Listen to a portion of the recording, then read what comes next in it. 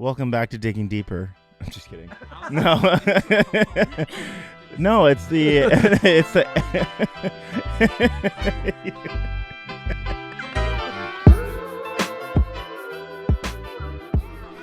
So instead of one time you guys did like a podcast with everyone for like the end of the year, like last year, right? Yeah. And so we figured we'd do that again, but I kind of just want to review the year and then just talk about our church essentially. And so I thought this would be fun to do it this way where you don't have any idea what's happening. They didn't have any chance to prepare. I didn't even tell them what we were doing until just now. And, you know, we did our Christmas offering video, sort of documentary style, where someone who was not here asked a bunch of questions and learned a lot. And so I figured that it would be cool to be able to do that again. So I'm the captain now. What's the movie? Captain Phillips. Say what? What's the movie? Oh, I'm the captain now? Is it Captain Phillips? Yes, it is Captain Phillips. Yes. Well done. Ryan Phillips, right? She said Ryan Phillips, right? Hi, Bobby. Hey, Robby. I loved that. What are our vision and values? Our It was vision. just sort of like general overview, rise. You know what I mean? Mission statement, vision and values. Quizzing me, or do you want me to actually talk about I want you them? to actually talk about it. Yeah. So our vision, we relaunched Vision Values this new year in January 2025. So 12 months ago at this point. And new vision is that we are a church that exists to see people encounter Jesus and experience life to the fullest.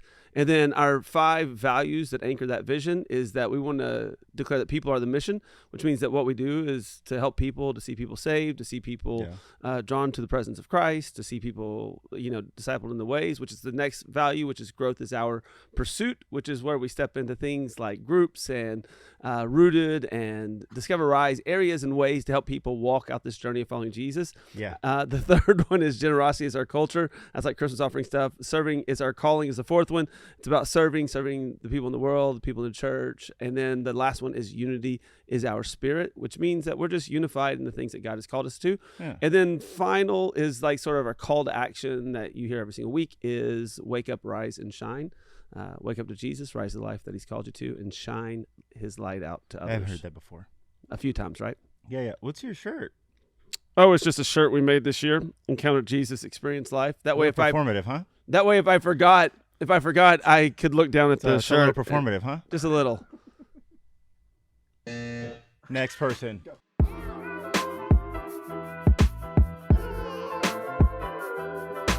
I love this. Yeah, when I'm done with them, This I'm is buzzing them awesome. out.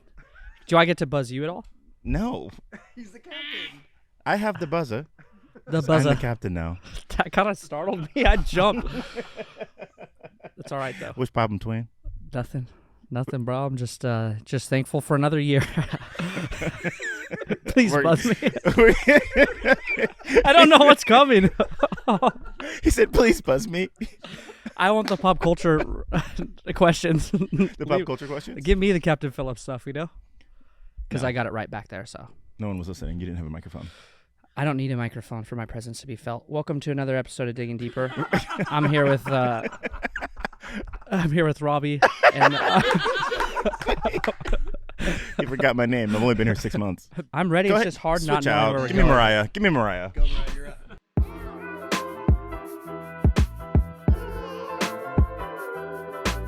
We talked about our mission statement, our vision and values. I feel like you would be a good person to talk about people. People are the mission. Oh, yeah. Yeah. Oh, I loved that. You see the light in her eyes? It was amazing. Oh, yeah. It's my favorite. And I actually love, I know they're not like in order of value, or are they? I love that it's our first one we talk about. People are the mission. Why? Because I think that it's the core of everything. It's the core of the gospel. Like Jesus came to seek and save the lost. And no matter how many people come to our church, I want to make space for everyone that wants to hear about God to come to our church. Yeah. By default, sometimes your church ends up getting bigger and people can lose track of what the real mission is. Like it's not the stage, it's not the building, it's the individual people. Mm-hmm. And so I think that keeping that as the first thing for us is just always going to be the most essential. Like no matter what this place looks like, people are the mission. That's good. I don't know. How have you seen that play out? Like, do you have a specific example or like something that you encountered or people that you encountered this year where you're like, oh, this really is one of our core values. I see it in this person's life or something like that. I figured you'd be. I mean, really everywhere. Like it's really baked in because I do a lot of our next gen ministries, birth to high school. Yeah. It's baked in there. Like when your kid comes, they don't just get thrown in a room with 50 kids. They get put into a small group with 10 kids and a leader who gets to know them. So no matter how many kids are in a room, every kid is known and seen and like pushed forward in their faith and knowing Jesus. But even like this year, we added a coffee cart in the lobby. Yeah. And I think it's a great example of people are the mission. Like cynically, you could be like, oh, a coffee cart. What, we just think we're cool, we want to be a Starbucks? I've seen so much people first relationship happen through the coffee cart. Yeah. Just I had someone who was texting me on Instagram and she was like, I love the coffee. It's so good. Oh, we just need to have a mobile order. That's what we should do next. And I was like, actually, standing in line, you get to meet so many people. That's the best part of the coffee cart. And she's like, you know what? It really is. And she started telling me all the people she'd met waiting in line for coffee. That's true. But also the people that are working the coffee. And like, I'm like, I just, no matter what we do, people are the mission is always the first and foremost. That's my favorite. Yeah. Shout out Pastor Megan and that coffee cart. I know. Yeah, I was hoping for agreed. a real specific example. That's why I tried to lead you down that way. So.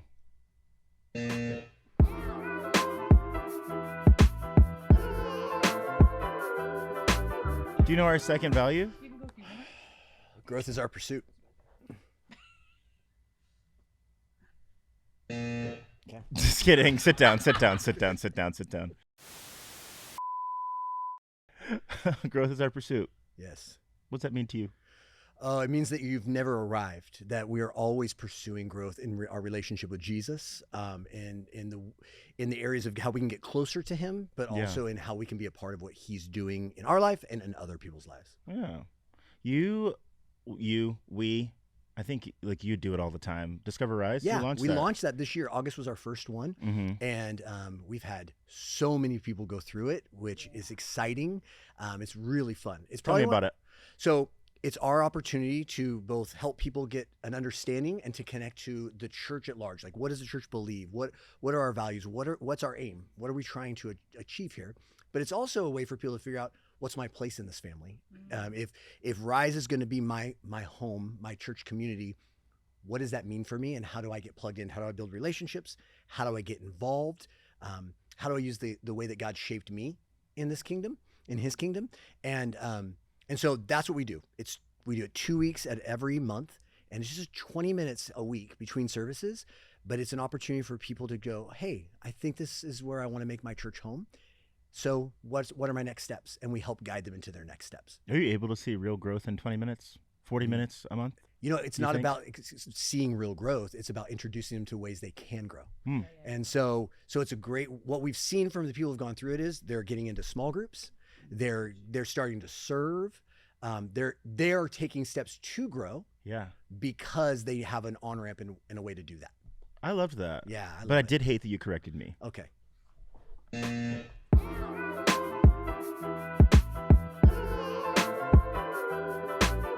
Babe.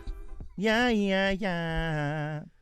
Would you like me to add some melody to that? Whoa. You ate that. I can't believe yesterday, or it wasn't yesterday, I guess it was last week at church on the 21st, you said, Robby won't let me join the choir in second service. You didn't even come out. If you had vocals like that, you'd had a solo. I'd had a solo. Yeah. You could have replaced me. Is that a threat or? You know what?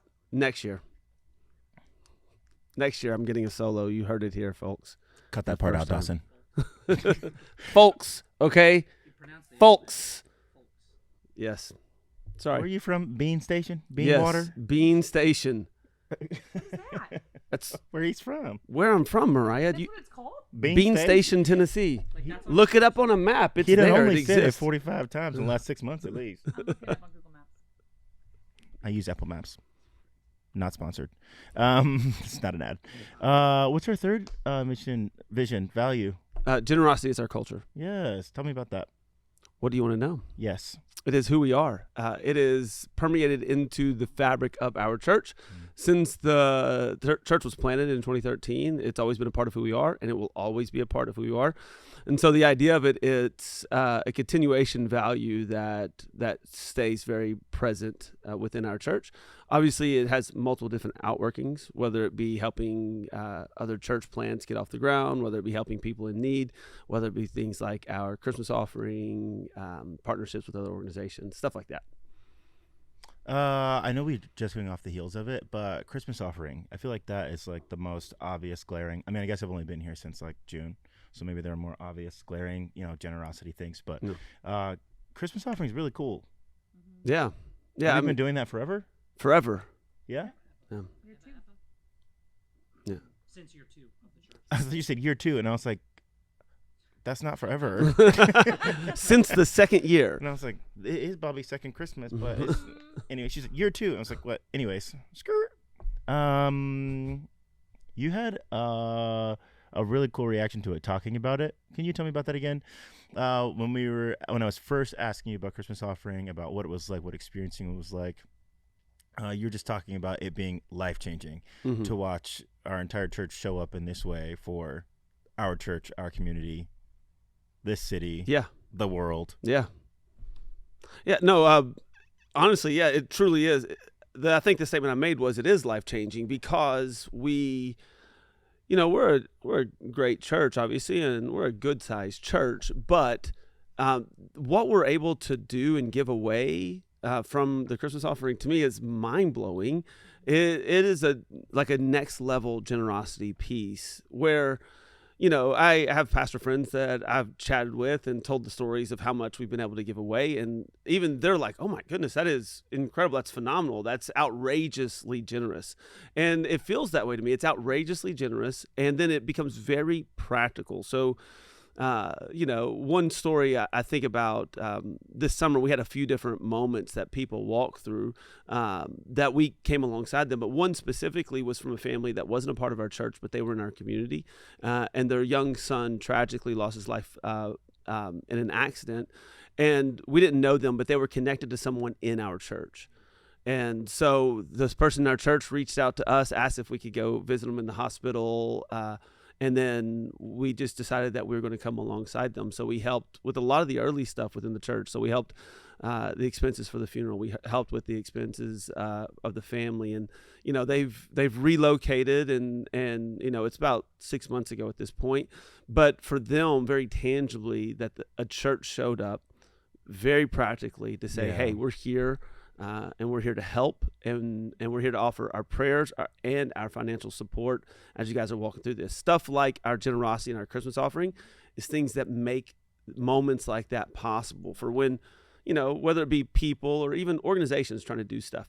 It allows us the opportunity to help in very real ways. And so it's life-changing because not just because of seeing people in the church give to something, but seeing the results of that generosity in other people's life. I don't even want to buzz you because that was such a good answer. Maybe we should talk about something else then. He got captain for the squad. Let's Wow.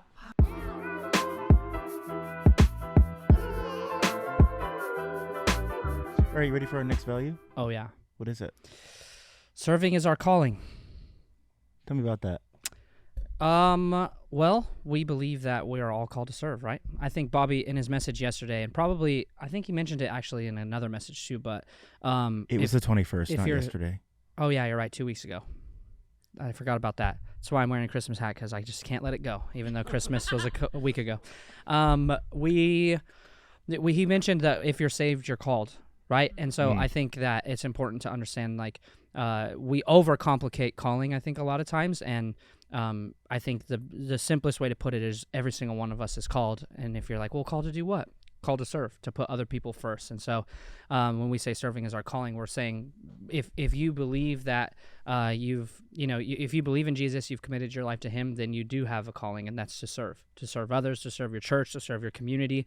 And that's what we see happen here too. So that's why it's a mission statement for us, or not a mission statement, but one of our values, because it is valuable. And we believe that if we can get everybody to understand that they are called, and they are called to do what? Serve, then hopefully everyone is living a life of serving. You see that a lot up close in youth ministry. I feel like some of the best volunteers I see are people that serve in youth. How does that? Yeah. Have you seen people transform while serving? You know? Oh, yeah. Like if you can talk about like growth being our pursuit. Yeah. One of the ways you're Well, able to do that is that's to the serve. cool thing about the values is they're like, while they are like individual, they're also all intertwined, right? The more Yeah. you do one of them, the more you're probably going to be doing all of them, hopefully. Yeah. And you know, the closer you get with Jesus, hopefully the more you do all of them as well. But yeah, I mean, I'm definitely biased as a youth pastor. I think obviously church-wise, we wouldn't be able to do any ministry if it weren't for our volunteers and the amazing teams we have all over. 100%. But we're definitely blessed as a youth ministry. And so I would say I'll answer that question in two separate ways. Number one, yes, like one of the best ways to find community is not even like you can find good community by joining a small group, but you can find great community by serving, joining a team, being part of the same mission together. So not discrediting small groups at all, but there's a whole nother, you know, wave of community that comes when you're serving. And so we've seen this youth team now.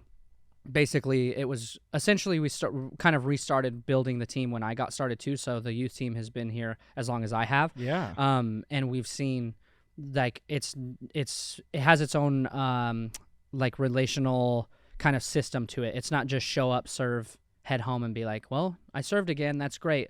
Everyone is like becoming friends. People are inviting other people to their birthday parties or their kids' birthday parties. When we have like volunteer dinners or like we do a big youth appreciation, like you can see that these people aren't just showing up and have no idea who's to their left or their right. We're literally serving alongside each other. Yeah. And then probably the coolest way that I've seen growth is like I've seen growth with all of our leaders, but when students plug in and serve, it's incredible. Like you see students, both current students serving in kids ministry or plugged in, like Mariah mentioned the coffee shop earlier. Mm-hmm. One of my favorite things is like we have students that serve at the coffee shop. Yeah. And like they love it. They talk about it during the week. They're, you know, they practically beg sometimes for us to open it on Wednesdays. And I don't know that it's really they want coffee or more that they want to show off that they know how to run it all. Yeah. But they like they love being plugged in. And then the same thing I said is true for students, that's true for adults. They find a different type of community. And what I love about them being like young and still in school is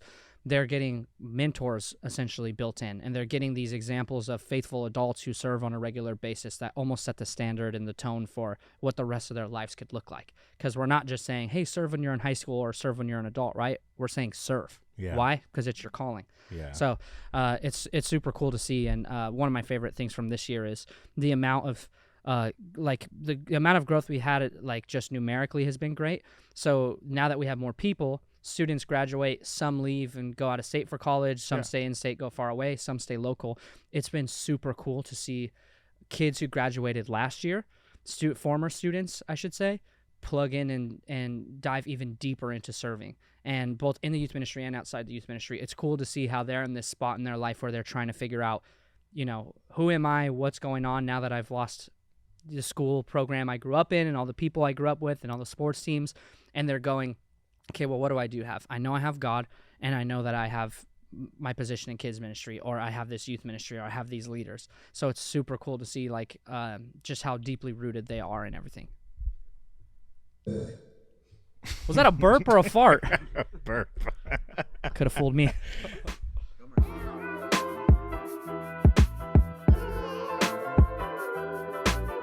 Unity is our spirit. I saved it for you. Why? No, I think you've seen a lot of transition. That's true. Yeah. I mean, you and Anthony, right, have been on staff the longest in this room, a part of like this podcast, right? Wow. You know? Yeah. And so, but like, I didn't even want to hire Anthony, but look how good it worked out. unity has been necessary, right? Imperative. Yeah, maintaining a healthy staff and a healthy church, right? I was so excited when Bobby was rolling out the values, and the last one was the clincher was unity is our spirit. I was like, that's so good, because at the time when we were rolling these out, Bobby had been here about 6 months or so, and when he named that as a value, I felt this sense of closure for the value system, because I feel like Bobby came in and saw that in our church and was able to name it. Oh. And I really felt in that moment, I was like, Bobby gets Rise City. And you named something that we hadn't really named for ourselves as being so important to us. And I thought it was a really, really beautiful moment, because there is so much in this world that can divide us. it's everywhere you turn. And we even give each other gold stars for being more divisive. And we even dress it up in Christian language and stamp it with a Jesus star. But unity being our spirit, I think, sets us apart from the world so brilliantly, brightly. And we really want people to see, we want to see people encounter Jesus in a real way, because we know that's how they're going to experience the fullness of life. And there is so much to unify over that. Yeah. There's so much unity there. How have you seen that play out in church, that value? Obviously. In our church? Yeah, Pastor Bobby was was able to name it. Yeah, right, yeah. as something that had yet to be named. And then I feel like, it's like you get a car and then you see that car everywhere. Yeah. Like, how has that been for unity at Rise? I think that Rise has just worked really hard over the years and continues to work hard to create a place where people who are not identical can come and worship Jesus as the leader of their life. And I think when we it can be really accidental, like our algorithms in life, our social medias are made to make us a little bit more homogeneous, like people who look like me, think like me, vote like me, all those things. And so it accidentally spills into the church world, and you start to see churches that are very like, well, we all think this way, we all do this, we all do this. And I think what is good about Rise is that we've always been unyielding about the most important things, about who Jesus is and what he's calling us to do. But there's also people you'll meet here who are like, oh, I came from a different theological background, and here's some of the things. And I'm like, oh, interesting. Well, I kind of disagree on that, but we agree on the things that we need to, or politically or socially or socioeconomically. And we'd love to see that even grow in the future. But I think that that's something that's unique about Rise that we've always cared deeply about. So getting to name that as unity as our spirit, I think really shapes who we are purposefully as we go forward. Yeah. That's good. Would you like to buzz yourself? Actually, could I buzz you? Yes.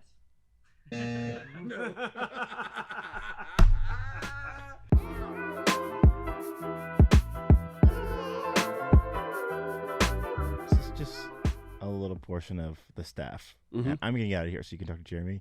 But as he comes and sits down, I kind of just want to hear just a general overview. Like you've heard from some of the people, right, that work here, that serve here, that are called here, right, and how they have, and we, I guess, we have gotten on board with these values and adopted them as our own. And I just want to hear how you think about it. Hear what you think about it for the church, for the staff, the future, right? If you reflect on the year, if there's anything that stands out. And then I'm just going to switch out with Jeremy. Would you like to buzz me? You really pressed my phone real hard. Yeah. I was like, someone had to. You know what I'm saying? So it's like, ah.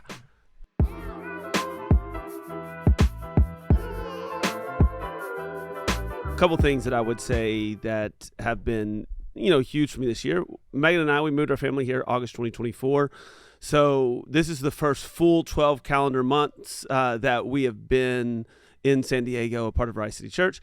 And I remember when we first moved here, you learn people, you learn the new restaurants, and man, are there some good restaurants in San Diego. Praise God for that.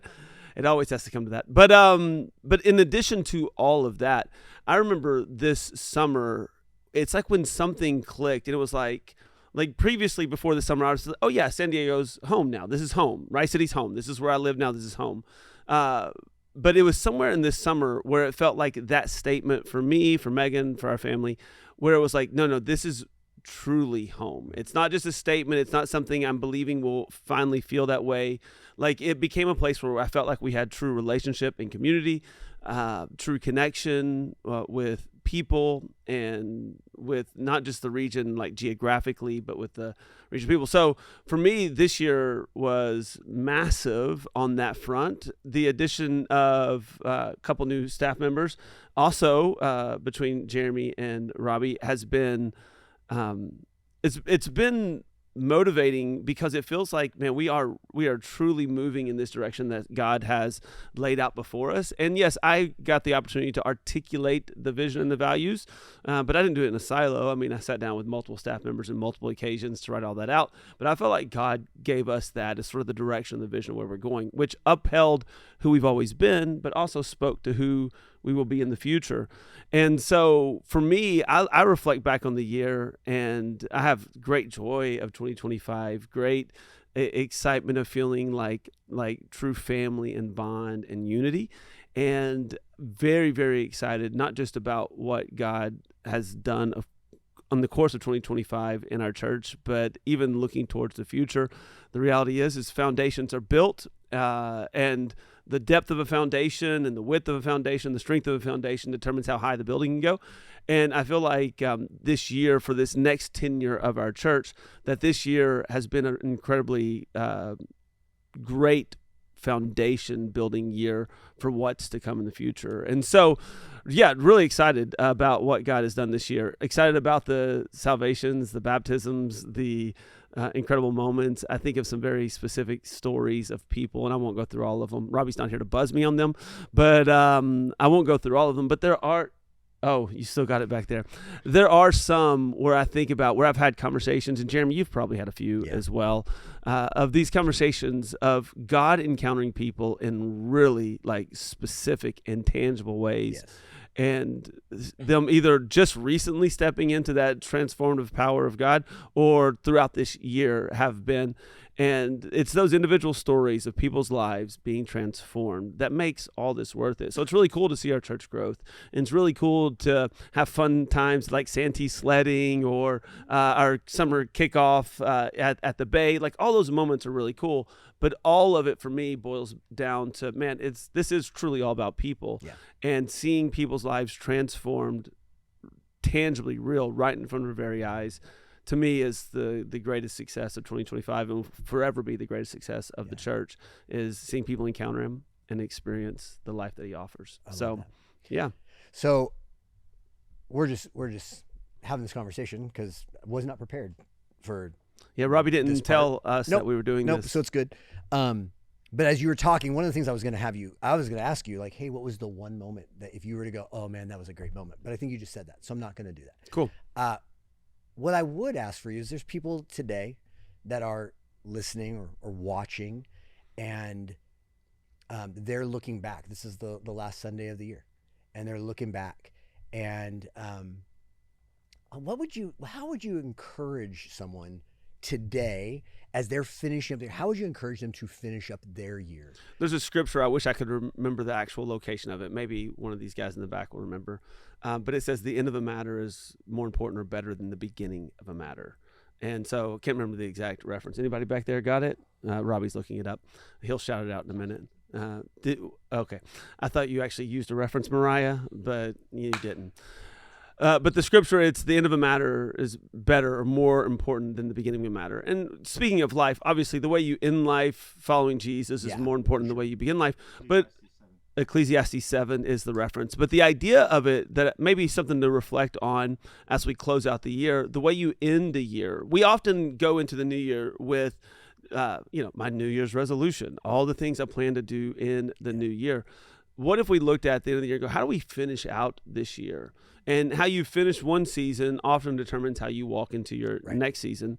And so I would say, as we finish off this season, this year, 2025, I would encourage you to reflect on the good things God has done in your life. I would encourage you to reflect on the good things that God has orchestrated, led you to, been a part of, the things and the moments that God has allowed us to take part in other people's lives. Reflect on the good things and continue to push into those things.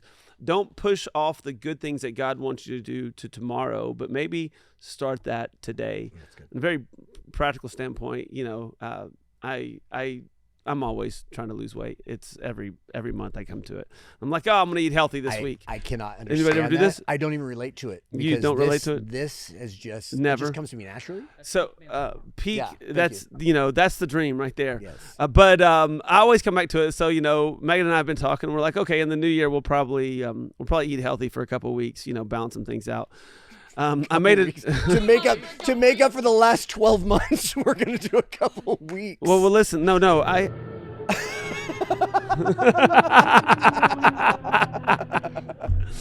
But no, here's the the point is I told Megan, I was like, maybe we don't wait to the 1st. Maybe we just start on Monday. And I think oftentimes we put off doing good things to later because it's easier to start them later. Maybe just start them now. And so what is it that God's been speaking to you? What's your prayer life look like? What's your time in worship look like? What is your time of serving look like? Maybe don't wait till later, till tomorrow to do it. Do it today. Yeah. End the season well before you jump into the next season. And So with that, then you did say like start now, but for me, having been on staff, I think just around 6 months, I just got here a little bit before Robby did.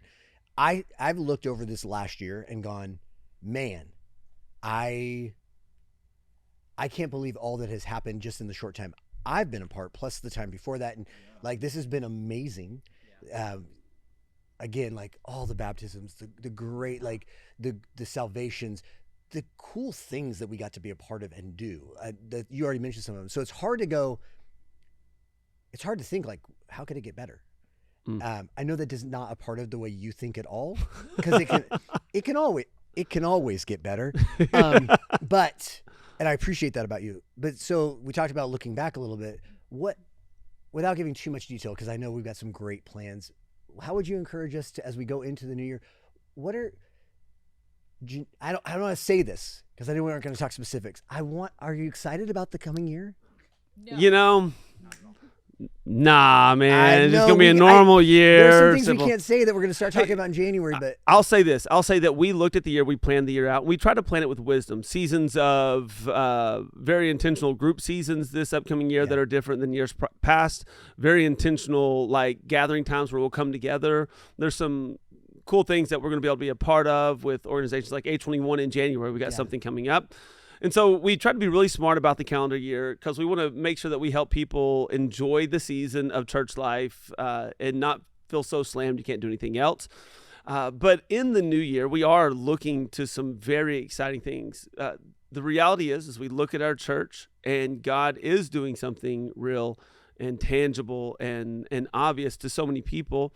And what God is doing, we want to see it continue. And so we want to continue to rely on him, trust in him, and lean into the things that he's calling us to. So yes, it's an exciting year. And I don't know what else to say other than that, because then I'll reveal too much information. What I would encourage you to do is in the new year, so next Sunday, January 4th, we're launching with some new stuff. We're going to let everybody know some stuff happening on January 4th and January 11th.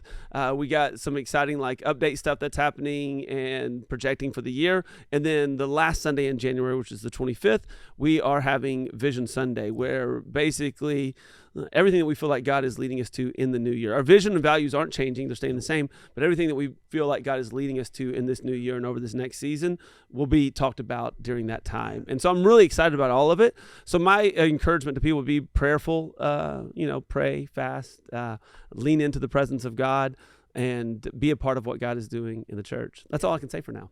With that, here's what I'm going to say to you. I'm going to say, just like Pastor Bobby said, is I hope you had an amazing year. And I hope you are wrapping it up with really good thoughts about what God has done and can do. But I also want to encourage you, the next year is going to be a phenomenal year if you'll lean into Jesus, if you'll stay connected to what he's doing in your life and the lives around you. And I'm going to challenge you, commit that 2026, that you're going to show up and be a part of the things of God that he wants to do in your life and the lives of the people that you know in your world. And that's my challenge to you. That's my encouragement to you. So we hope you have an amazing new year. We hope you have a wonderful Christmas and have an amazing new year. And we will see you here on January 4th. And it's going to be good.